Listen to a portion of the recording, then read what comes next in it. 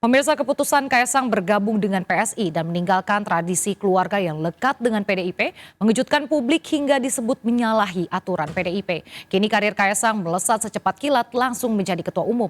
Lalu bagaimana dampak dari manuver politik putra bungsu Presiden berusia 28 tahun tersebut? Berikut apa kata fakta.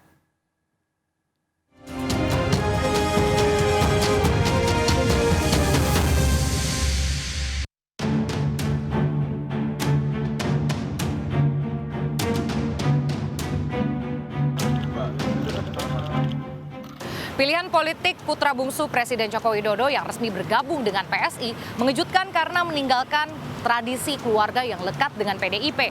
Bahkan Kaisang resmi dilantik menjadi ketua umum PSI. Lalu apa kata fakta? DPP PSI secara simbolis menyerahkan friendship card atau kartu tanda anggota PSI kepada Kaisang di kediamannya di Solo pada Sabtu 23 September lalu. Kaisang mengungkap alasan dirinya bergabung dengan PSI karena adanya kesamaan visi dan misi. Ia ingin anak muda menjadi objek aktif dalam pemilu 2024.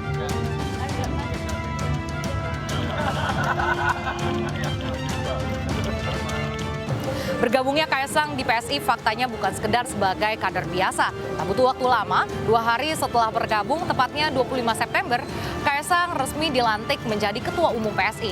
Nama Kaisang sebagai putra presiden dipercaya dapat memperkuat suara PSI di Jawa Tengah. Bahkan Kaisang berpeluang besar untuk maju ke Pilkada Depok melawan kekuatan PKS yang selama ini mendominasi. Usai dilantik, Kaisang akan membawa PSI sowan ke Presiden dan partai-partai lain termasuk Perindo. Kemarin setelah ditetapkan sebagai ketum PSI, saya belum ada komunikasi lah. Mas Gibran, mau gimana pun beliau kan juga sibuk sebagai wali kota Solo, jadi ya saya juga ganggu lah intinya. Kalau dari Bapak cuma telepon, bagus, udah. Keputusan Kaisang bergabung dengan PSI menuai pro dan kontra. Lantas, apakah keputusan politikus berusia 28 tahun tersebut menyalahi aturan PDIP? Dalam satu partai yang sama. Sebelumnya, 3 kader PDIP dipecat karena melanggar aturan ini, yaitu ada Gubernur Maluku, Murad Ismail, yang dicopot dari jabatannya sebagai Ketua DPD PDIP Maluku karena mendukung istrinya yang pindah ke PAN. Selanjutnya ada mantan Bupati Bangli, yaitu Imade Gianyar, yang juga dipecat karena mendukung adiknya yang merupakan kader Partai Golkar yang maju sebagai calon Bupati 2020. Lalu ada ex-Bupati Semarang, Munjirin, yang dipecat karena mendukung istrinya yang sudah diusung oleh koalisi lain. Namun lain halnya dengan Kaisang, karena ia sudah berumah tangga sendiri, ia diperbolehkan tapi dengan catatan. Kaisang pun santai menjawab bahwa di kartu keluarga, dirinya hanya berdua dengan sang istri Erina Gudono. PDIP pun memilih tidak mempersoalkan keputusan Kaisang.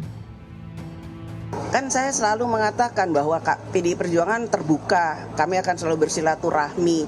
Namun memang semua partai itu mempunyai strateginya masing-masing dalam merangkul atau kemudian memenangkan capresnya. Jadi ayo Mas Kaisang ikut PDI Perjuangan aja yuk. Keterlibatan Kaisang dalam PSI juga menunjukkan adanya perbedaan pandangan politik dalam keluarga Presiden Jokowi. Padahal sebelum Kaisang, 2 anggota keluarga Presiden Jokowi sebelumnya sudah terlebih dahulu terjun ke dunia politik dan bergabung dengan PDIP, yaitu anak sulung dari Presiden Jokowi, Gibran Rakabuming Raka, yang menjadi wali kota Surakarta. Lalu ada menantu dari Presiden Jokowi, Bobi Nasution, yang menjadi wali kota Medan. Meski demikian, Joko Widodo telah merestui keputusan putra bungsunya tersebut.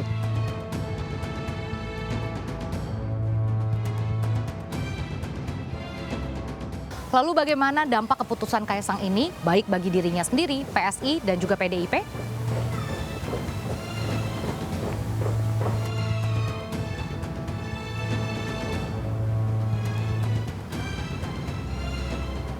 Bergabungnya Mas Kaisang ke PSI tentu akan membawa efek elektoral.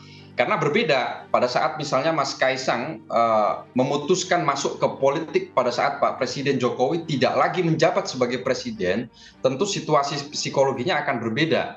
Berbeda antara Mas Kaisang sebagai anak presiden dengan Mas Kaisang sebagai anak mantan presiden. Nah, inilah momentum yang sangat mahal dan saya kira PSI sangat agresif dan berkepentingan untuk menjadikan Mas Kaisang sekali lagi bukan hanya sebagai vote getter, tetapi juga sebagai political brand PSI, karena kita kenal selama ini PSI adalah partai politik yang fokus dan menaruh perhatian ekstra terhadap kelompok Gen Z dan milenial. Positioning politik Mas Kaisang ketika bergabung ke PSI tentu kan punya target-target politik tertentu, entah jangka pendek ataupun jangka panjang. Ya bisa saja Mas Kaisang dicalonkan menjadi calon wali kota ataupun bupati ataupun gubernur ke depan, atau bahkan di sirkulasi kepemimpinan nasional mendatang kan tentu capaian-capaian atau target-target politik itu tidak bisa kita pungkiri. Bagaimana dampaknya terhadap PDIP? Kaisang dalam posisinya sebagai anak presiden tentu memiliki pengaruh yang luas, terutama di Jawa Tengah yang menjadi kandang atau basis pemilihnya Pak Jokowi kan. Nah, saya kira bukan hanya soal pendukungnya Mas Kaisang, tetapi harapan PSI adalah bagaimana pendukung Pak Jokowi ini bisa serta-merta memberikan preferensi politiknya kepada PSI. Soal bahwa irisan politik pemilihnya Pak Jokowi sama dengan PDIP, ya ini kan soal pertarungan di pileg nanti ke depan seperti apa. Statement elit-elit PDIP kan merasa tak perlu ada yang diperdebatkan ya. Saya kira kehilangan satu tidak masalah bagi PDIP karena akan bergabung yang figur-figur yang lain. Jadi saya kira tidak ada masalah krusial bagi PDIP soal Mas Kaisang kemudian berlabuh dan menentukan preferensi politiknya ke PSI kan tetap dihormati oleh PDIP. Jadi saya kira PDIP tidak akan banyak dirugikan secara elektoral. Nah, Kaisang ini digadang-gadang untuk maju di Pilkada Depok. Apakah ia memiliki peluang yang besar untuk menang? Tantangannya adalah bagaimana PSI atau Mas Kaisang ini bisa mengalahkan calon yang diusung terutama oleh PKS yang selama ini menguasai secara geopolitik terhadap kota Depok. Jadi saya kira kalau bicara peluangnya ya bisa menang bisa kalah tergantung bagaimana strategi Mas Kaisang. Tapi yang jelas tantangannya akan berlapis karena bagaimanapun Depok dikuasai dan menjadi kandang PKS selama ini. Politik memang dinamis, bahkan keluarga Jokowi yang kental dengan PDIP, faktanya bisa berlabuh ke partai lain. Karir Kaisang pun melesat secepat kilat sebagai ketua umum, meski baru terjun ke dunia politik. Saya Reza Nadia dan Rian Kaputra, serta juru kamera Raka Firdaus. Sampai jumpa di Apa Kata Fakta selanjutnya.